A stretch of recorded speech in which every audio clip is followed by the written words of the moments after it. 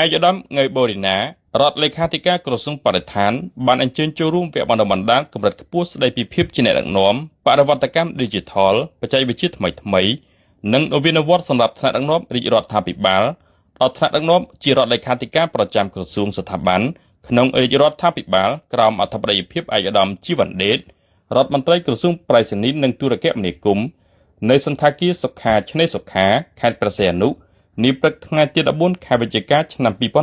2025ថ្លែងក្នុងឱកាសនេះឯកឧត្តមរដ្ឋមន្ត្រីបានសង្កត់ធ្ងន់ថាការចូលរួមដ៏សកម្មរបស់ថ្នាក់ដឹកនាំក្រសួងស្ថាប័នក្នុងការជំរុញបរិវត្តកម្ម Digital ភាពស៊ីសង្វាក់និងប្រតិក្រឡាគ្នានិងចូលរួមចំណែកដ៏សកម្មក្នុងដំណើរនៃការបរិវត្តកម្ម Digital របស់រាជរដ្ឋាភិបាលឯកឧត្តមរដ្ឋមន្ត្រីបន្ថែមថាវគ្គបណ្ដុះបណ្ដាលនេះនឹងផ្ដល់ជាចំណេះដឹងដល់ឯកឧត្តមលោកជំទាវជារដ្ឋលេខាធិការប្រចាំការលើបច្ចេកទេសនៃការគ្រប់គ្រងការផ្លាស់ប្ដូរ Change Management ក្នុងការងារបរិវត្តកម្ម Digital ផលប្រយោជន៍យុទ្ធសាស្ត្រនៃបរិវត្តកម្ម Digital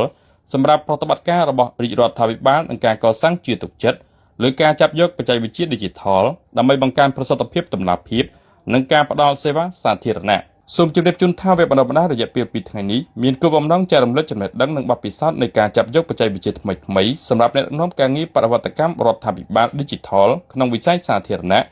Digital Government Transformation in Public Sector ជាអាចការបញ្ជ្រាបនឹងការចាប់យកបច្ចេកវិទ្យា